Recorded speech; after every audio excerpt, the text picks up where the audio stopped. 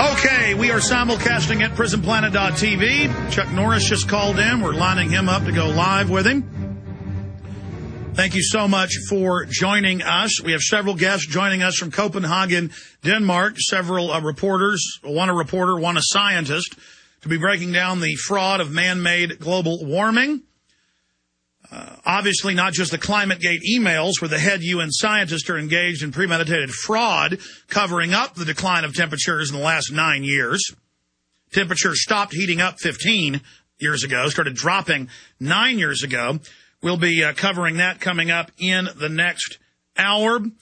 We're also going to get into the fact that Ron Paul said here last Friday that he believes the Obama takeover of health care to make even more Americans dependent on the government,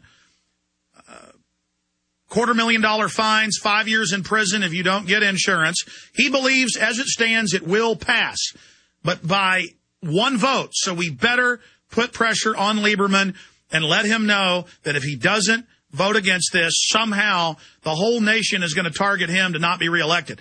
But for the next 30 minutes, we are joined by Chuck Norris.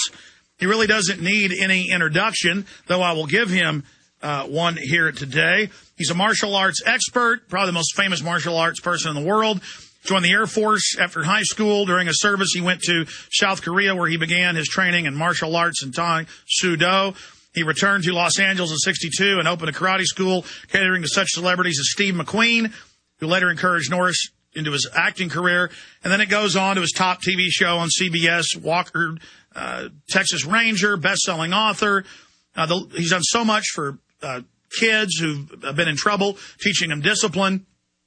He's a best-selling author, and he's also fighting the tyranny. So, Chuck Norris, good to have you back with us. Thanks, Alex. It's a pleasure to be on your show.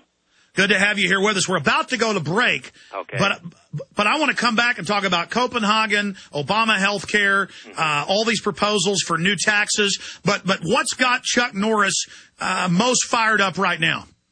The health care has me most fired up right now because, they're just going in the wrong direction. And after we come back from the commercial, I can kind of give you an idea of how I think we should work on the health care issue.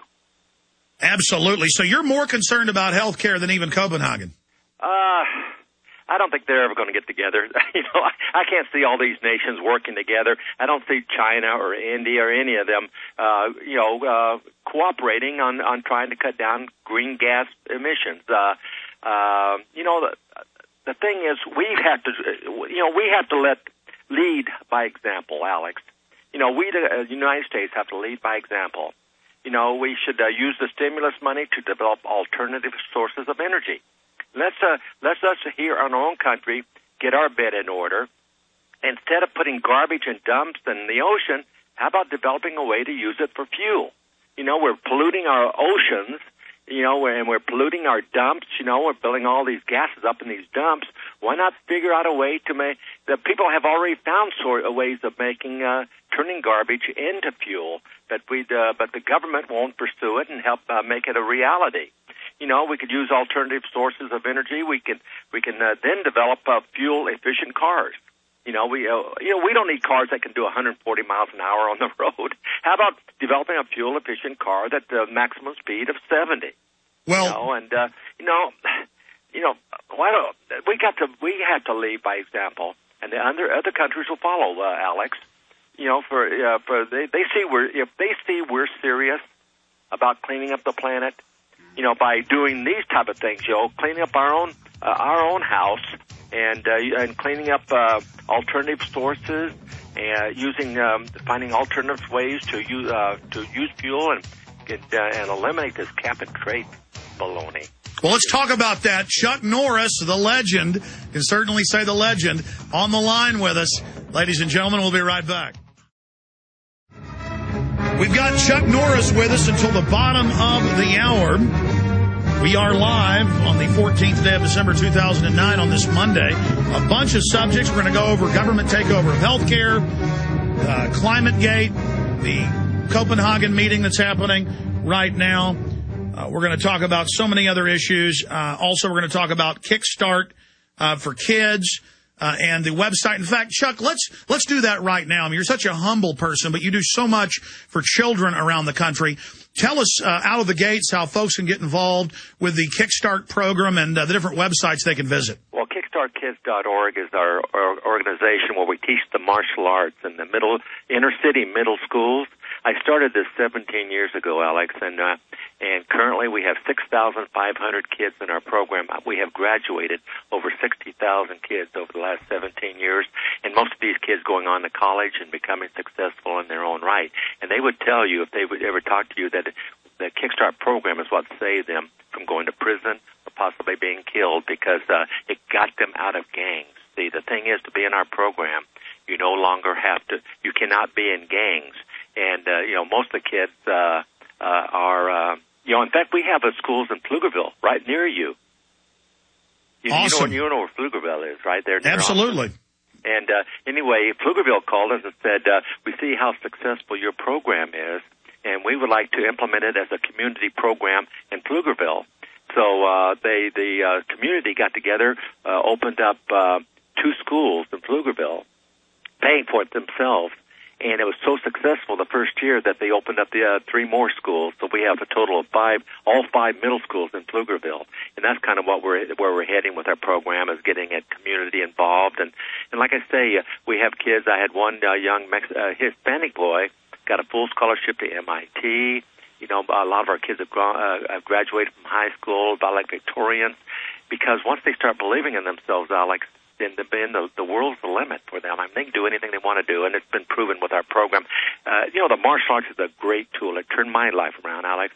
I was an insecure, non-athletic kid when I got involved in the martial arts when I went to Korea, and it just turned my whole life around. It raised my self-esteem and instilled that discipline and respect that I was lacking at that time. And so I know it does work, and like I say, that's my goal, and it's my wife, Gina, and my wife's passion is to implement Kickstart all over the country one day. Well, it's beautiful what you're doing. And also, you've got the official Chuck Norris Fact book, a new edition out on that, a perfect stocking stuffer, available all over better bookstores everywhere and at Amazon.com. And also, I know a lot of the books and products you sell, you end up giving a lot of the proceeds also to Kickstart. Well, all the proceeds from anything I do outside my entertainment world goes straight to our Kickstart Foundation. Funny about this fact thing, this started about 4 years ago. I started getting these facts on my email, a few of them, and I'm reading them and saying, hey, I said, these are funny, but not expecting them to go anywhere. And then all of a sudden the college kids picked up on the facts, and it became a phenomenon in the universities and colleges. Then it filtered down to the high schools and the middle schools, and then it went global. Then it started going all over the world. Then the military picked up on it. And I got a call from the commander in Iraq, and he said, Chuck, these Chuck Norris facts are driving me crazy over here. All the troops want you to come over and visit with them. So, I did 2 trips to Iraq. Chuck, do us a favor. Give us some Chuck Norris facts. Well, Chuck Norris was bit by a cobra, and after 5 excruciating days, the cobra died. In fact, that's the first one in the book, and I kind of I had the facts in the book, and then I tell stories behind it. And the story on that particular fact is that when I was filming Walker, Texas Ranger, I was doing a scene on the set and with a rattlesnake, and the thing bit me. And I talk about the story of this thing, how I picked him up the first time and I got him good. Second time I tried, and he nailed me, and what went on after that. So it's some pretty interesting stories that follow the fact there. And like you say, it's good, Christmas talk type book. Chuck, please give us a few more Chuck Norris facts from the man. Well, they wanted to put Chuck Norris on Mount Rushmore, but the granite wasn't tough enough for his beard. Oh, it's unbelievable. In fact, when I'm writing these, Alex, my 8-year-old twins are coming up as I'm trying to find there's 600,000 facts out there. So I'm trying to find 101 of my favorite facts. So I'm looking through these all these facts, trying to find the ones that I think are the funniest. What's your favorite? Oh, golly. Actually, my favorite one is one that my 8-year-old son, came up with.